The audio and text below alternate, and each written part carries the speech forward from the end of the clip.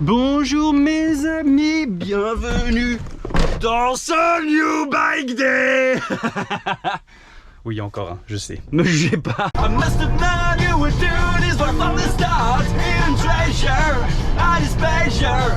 I must have back to see where it fall apart. I got wasted up on dry land, and I lost my judgment the moment I met you.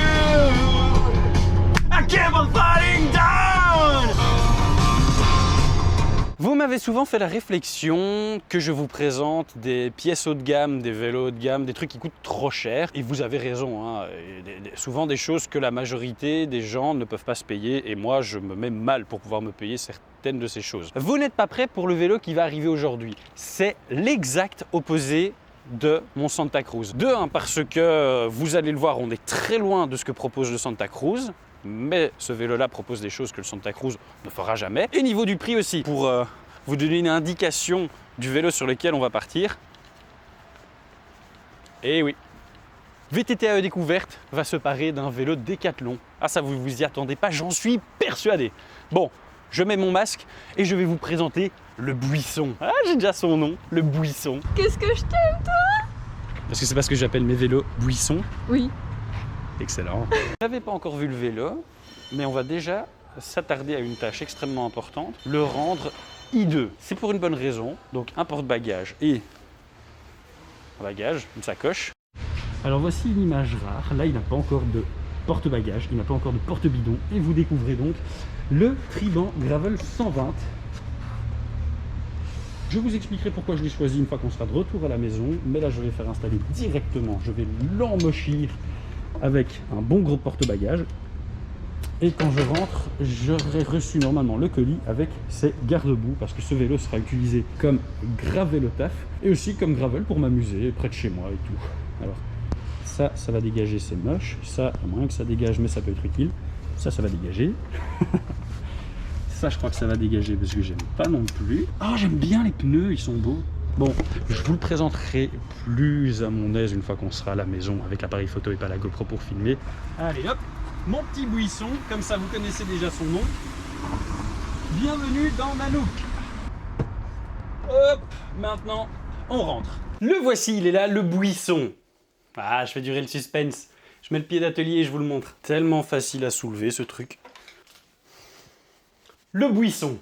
Bon, ça va pas être ce qu'il y a de plus magnifique à la vidéo, mais le guidon a envie de tourner et de se positionner comme ça. Bon, la question que vous vous posez sûrement tous, on va mettre ça comme ça, c'est plus joli pour une présentation.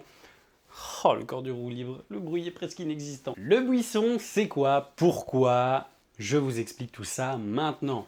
Ce Buisson est donc un Triban GRVL 120, donc Gravel 120. C'est le tout début de gamme dans la gamme Triban en gravel. Triban, c'est une marque de Décathlon, c'est leur dénomination, pour ne pas les appeler tous Between, pour ce qui est gravel, et il me semble qu'ils font des routes aussi. Mais ça, c'est un monde que je ne connais pas. Un gravel, qu'est-ce que c'est? Pour tous ceux qui ne le savent pas encore. C'est la croisée des mondes entre un vélo de route, et vous avez pu remarquer qu'il y ressemble très fortement, vu le cadre et le cintre, et un VTT, même si quand on le voit comme ça peut paraître difficile à croire. Il a des ambitions en off-road, et j'espère qu'il va les faire très bien. J'ai toujours entendu que les gravels, c'était hyper cool, pour plusieurs raisons, parce que c'est extrêmement fun et c'est capable de tout. Alors le capable de tout, pour ça vous allez me dire, j'ai déjà deux gros VTT en 180 et 170 mm de débattement, donc niveau capacité, il y a de quoi faire. Oui, tout à fait. Cependant, j'en veux quand même un depuis maintenant 2 ans en fait de gravel. Et à chaque fois, j'ai voulu sauter le pas, d'abord pour un électrique, puis pour un classique, et je ne l'ai jamais fait. Pourquoi est-ce que j'ai toujours été autant hypé par les gravel? Eh bien, je sais pas vous dire. En fait, c'est vraiment la polyvalence de ces vélos. Tout le monde me dit, que ce soit un VTTiste ou un routier, qu'après l'avoir essayé, c'est trop fun. Alors, généralement, on va pas se mentir, c'est quand même plus les routiers qui trouvent leur compte dans un gravel que les VTTistes, parce qu'en soi, nous, on connaît déjà l'off-road et on risque juste d'être déçus parce que ça fait beaucoup moins de choses. On vient donc au pourquoi j'ai voulu un gravel. Je suis de retour en Belgique pour encore quelques mois. Et l'été belge, laissez-moi vous faire un petit topo, c'est 85% de flotte, Là, aujourd'hui, à l'heure où je tourne, il fait 14 degrés, il y a full vent. Avec toute l'accumulation de boue qu'il y a et la promesse que j'ai faite à ma biquette que je n'allais pas lui donner des bains de boue, j'ai vu les dégâts que ça a causé sur d'autres vélos. Je ne veux pas. Tout simplement, c'est mon choix. Je commençais depuis 2 semaines que je suis de retour en Belgique à avoir un gros manque de pédalage. L'été ne s'installant vraiment pas. Et puis, deuxième chose, ce sont des vélos qui font parfaitement le taf en tant que vélo taf.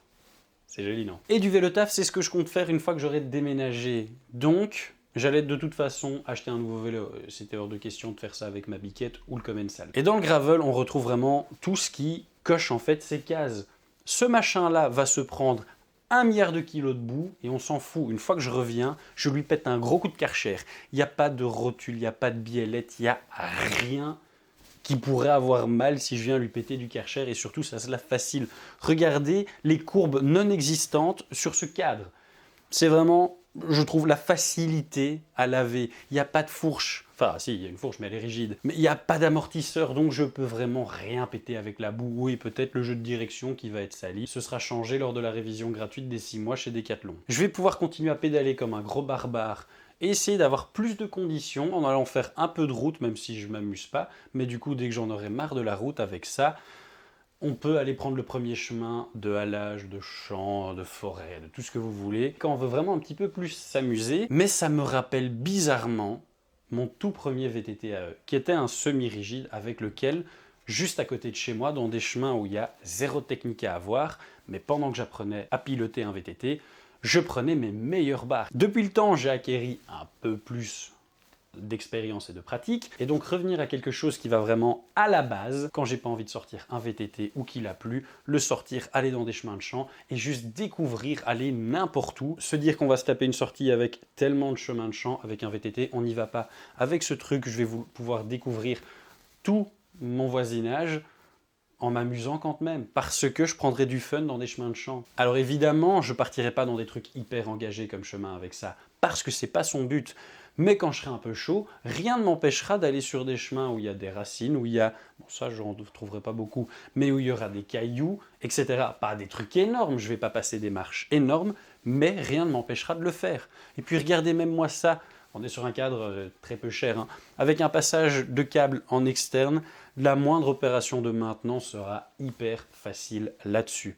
Et ça, j'aime vraiment beaucoup. Donc voilà le pourquoi du gravel. C'est que je vais pouvoir m'amuser encore ici et parce que je vais pouvoir faire du vélo taf avec. Et je vous présente donc, vous avez pu le voir sans cet horrible porte-bagages au magasin, voici le porte-bagages. Et c'est pas tout, je vais encore le rendre plus moche. Ceci, je vais normalement le mettre côté gauche tous les jours, mais ici pour la présentation, pour que vous voyez à quel point tout ça est laid, je vais le placer là. C'est clipsé, comme ça vous voyez vraiment à quel point on peut enlaidir un vélo. Et ça, ce sera ma sacoche vélo taf. Alors, il y en aura probablement une deuxième d'ici là, mais le temps de tester. Et attendez, parce que c'est pas tout. Alors ça va être un bordel à monter, j'aurais jamais cru, pour des bêtes garde-boue. Il y a 1 milliard de petits machins là-bas, des garde-boue. Et là, tous les puristes sont en train de quitter la vidéo en mode « Oh mais c'est pas possible, du gravel sur VTT AE découverte, oh non, et en plus il met des garde-boue, ah !» Et ils sont déjà désabonnés. Donc il va vraiment prendre l'ensemble de ma roue, et ça c'est vraiment génial, parce que quand j'irai rouler et que j'irai au taf, je reste au sec. Enfin, j'espère que je vais rester au sec avec tout ça. Le gravel n'est pas ma discipline principale, et ne le sera pas. VTT AE découverte va rester une chaîne consacrée au VTT AE et au VTT musculaire quand je suis avec mon commensal. Voilà, ça fait vraiment des années que je m'intéresse au gravel. Et du coup, vu que c'est une introduction pour moi au gravel, je voulais d'un vélo pas cher, au cas où j'aime vraiment pas. Parce que pour le moment, ma seule expérience en gravel, c'était naze. Et pour ça, ce gravel-ci est parfait. Parce que ce Triban gravel 120 est à 630 €. Alors à 630 €, on va se dire qu'on a un vélo naze. Eh bien, pas tout à fait. Decathlon a fait sur ce vélo des concessions. Clairement, je sais que les jantes sont extrêmement lourdes, ce sont des enclumes, ça fait 2,3 kg, et que les freins sont... Il y a des freins. Ils ne servent pas à freiner, ils servent à se ralentir, mais il y a des freins. En parlant des freins, en fait, ce sont des freins mécaniques. Donc ça, j'ai pas l'habitude, hein, venant des freins 4 pistons en XT, ça va faire mal. Ce vélo est un vélo pour enfin me mettre au gravel. Il est pas cher. Et j'ai vraiment envie, grâce à ce vélo, de montrer, parce qu'on me pose souvent la question, et je suis désolé d'avoir donné cette image-là, je donne apparemment souvent l'impression qu'il faut toujours plus pour s'amuser, qu'il faut un vélo cher, qu'il faut des composants chers, et que voilà, au final, il faut mettre énormément d'argent pour s'amuser. Et je sais que c'est tout à fait faux. Ce vélo a été conçu pour être vraiment le vélo accessible qui permet l'initiation au gravel. Et donc pour tout ce qui est composants, etc. de ce vélo, je n'ai voulu acheter que du Décathlon. J'ai pris un vélo Décathlon, le tout premier de la gamme. J'ai pris ici le porte-bagages à 26 €, la sacoche qui en coûte 30. Tout est between là. Les pédales. Alors les pédales, là je suis encore avec celles qui ont servi 3 fois sur le Santa. Elles vont bientôt être changées. Vous m'avez souvent demandé, et même conseillé, de passer aux pédales à clips. Je vous réserve une surprise pour dans, je sais pas encore parce que c'est pas encore arrivé, mais pour donc dans un certain temps. Mais en vrai, en plus, je l'aime tellement, il est tellement beau, ce buisson. Et du coup, j'ai vraiment envie de garder cette philosophie du j'ai mon Santa qui est le caprice extrêmement coûteux, et ceci qui va être le vélo où je vais aussi prendre du plaisir, qui va être un vélo extrêmement pratique et ludique aussi. Même niveau du liquide tubeless, j'ai pris du Décathlon. Parce que ce qu'il y a de génial, honnêtement, c'est qu'à 630 €, on sort déjà avec des roues. C'est de la merde, on va pas se mentir. C'est extrêmement lourd, ça fait 2,3 kg. Mais avec des roues qui sont déjà tubeless. Et avec, ça me trouve, une fourche qui est en carbone. On est sur un vélo à 630 €. Alors c'est sûrement pas du carbone de la même qualité que sur mon Santa, certes, mais on est sur une fourche en carbone à 630 balles. Je trouve ça phénoménal. Dans les rares choses que je vais installer dessus, qui ne seront pas Décathlon, il y aura quand même une ou deux exceptions, ceci. Je suis un gros fan des valves Muc-Off. J'en ai sur mon Commencal, c'est un bonheur. C'est les seuls avec lesquels j'ai réussi à faire fonctionner le tubeless sur les roues du Commencal. J'ai essayé, honnêtement, je crois que je suis allé 4 fois échanger les valves tubeless qu'on m'avait données, ça n'a jamais été. J'ai mis une seule fois les Muc-Off, elles fonctionnent du feu de Dieu. Je vous les mettrai d'ailleurs un petit lien pour les acheter. Et puis, en plus du fait que voilà, j'adore les Muc-Off, qu'elles sont extrêmement performantes, elles sont très stylées. Et j'avais envie, j'ai jamais été fan du Oil Slick, mais j'avais envie sur ce vélo de tester cette couleur.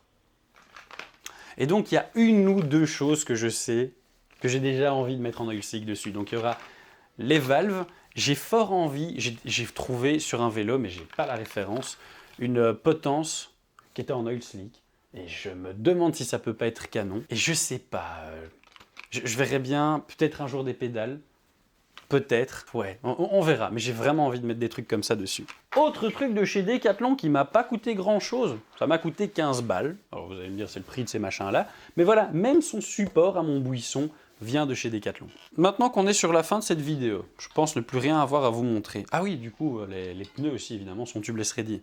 Donc vous achetez un vélo à 600 € où les pneus et les jantes sont prête pour le tubeless. Je vais ici m'amuser donc sur du gravel. Comme je l'ai dit, VTT Découverte reste une chaîne VTT, ça ne se transforme pas en gravel découverte. Enfin, ceci n'est clairement pas mon activité principale. Cependant, là maintenant, j'ai envie, sauf si je vois que cette vidéo est un flop terrible et que tout le monde la déteste, de faire une petite série sur le gravel, peut-être 2-3 vidéos, et si ça fonctionne très bien, peut-être plus. À ce moment-là, je me dis, je suis chaud de faire 3 vidéos par semaine. Le classique, lundi et jeudi, comme on a l'habitude, une sortie à un atelier, et le dimanche, du gravel. Que ce soit une présentation comme ça, du vélo, de matériel, ou une sortie gravel, j'ai bien envie, le temps que j'ai envie de faire des vidéos gravel, de le mettre le dimanche. Dites-moi si ça vous intéresse, dites-moi si vous seriez indigestionné, j'ai carrément dû inventer un mot, de voir encore plus de gravel sur cette chaîne, et que donc c'est non, Tanguy, crée-toi gravel découverte, ou voilà, enfin... J'ai besoin de vos avis dans les commentaires pour ça. La semaine prochaine, donc dimanche prochain, vous verrez mes premiers ressentis sur ce vélo, le fun que je vais y prendre, parce que je ne vais pas vous cacher que sur les 2-3 tours de roue que j'ai pris dans le parking, j'ai déjà trouvé moyen de m'amuser avec sur un parking. Donc j'ai hâte. Sur ce, peace!